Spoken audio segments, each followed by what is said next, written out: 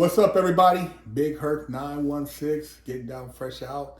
Hit that subscribe button, hit that like button, share the channel. Go to freshoutseries.com, pick up some merch. And man, you know how we do it. Wash that ass. What? I'm here with Princess. And man, she's got some crazy stories. We kicking game. I'm having a lot more women come onto the channel to show their perspective. And we're going to get into it. Princess, we were talking about what you did before you caught your first case and the industry you're involved in. And a lot of people are fascinated with this industry. So if you could speak on it and kind of share with our audience some insight, I think they would be very happy to hear your story. So I know I mentioned earlier that I was, young, a little rich, losing, acting a straight fool before I got incarcerated. But I was heavily into the music industry. And I was an upcoming artist. I just got signed with Sony, and I was on their record label maybe 6 months in artist development prior to actually getting caught up in my case. So if you know anything, like 17 years old, whole bunch of money, I'm thugging,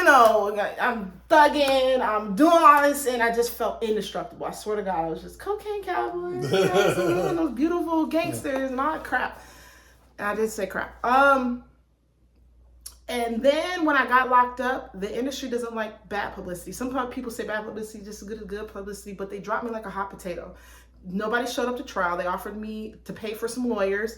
The people that did show up to trial, I believe, was Dwayne Carter, Flow Rider at the time, because the little contract we had going up, just to pretty much vouch that I went there to meet them, and something happened in the midst and how I got incarcerated. Well, this is the crazy thing about the industry. You give a lot, and unless you're selling your soul, there's nobody really there to to give back. And it's kind of like life a little bit, I can do a bunch of good stuff for you all year round. And the one time I tell you no, all that never matters. Have you ever been like that with people? Yeah.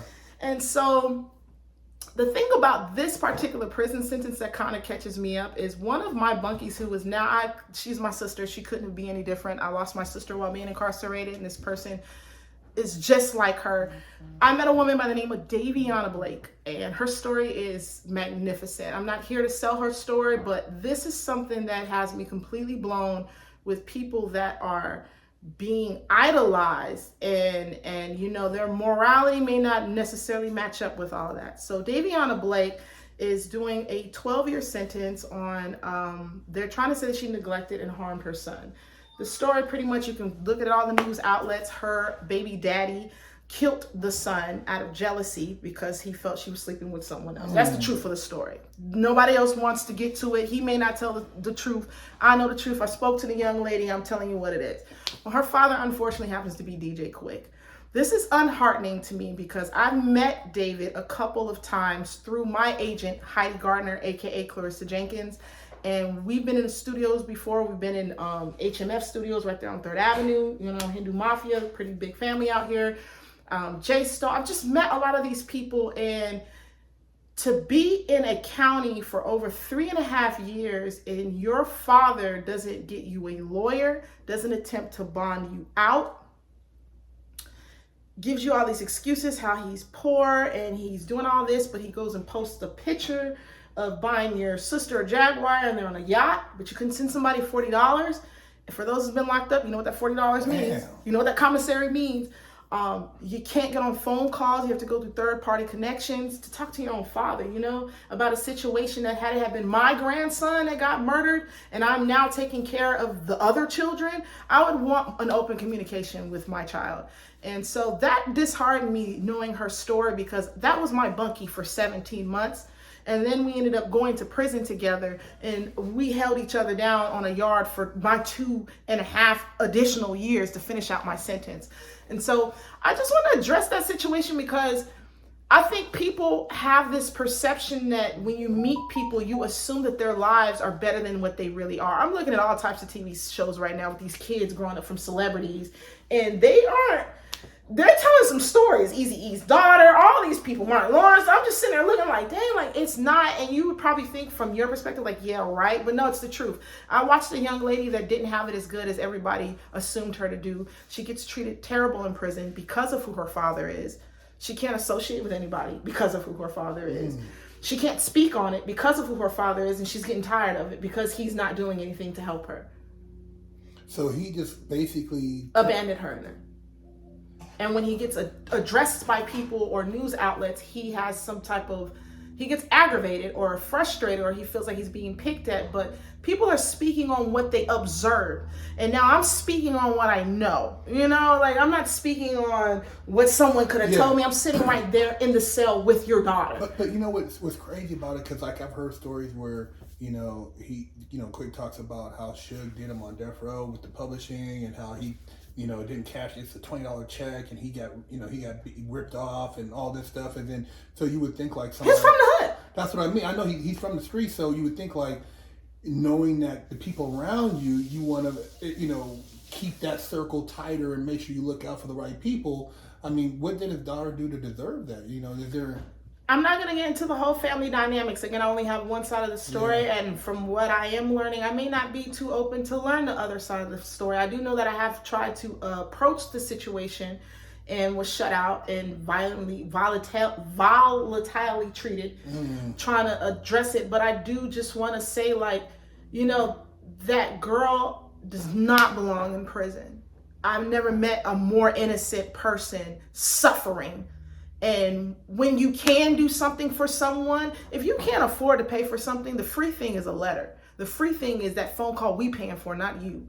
The free thing is saying happy birthday. That's the free thing. The free thing was looking up organizations that could help you with your case, looking up pro bono lawyers if you couldn't afford one.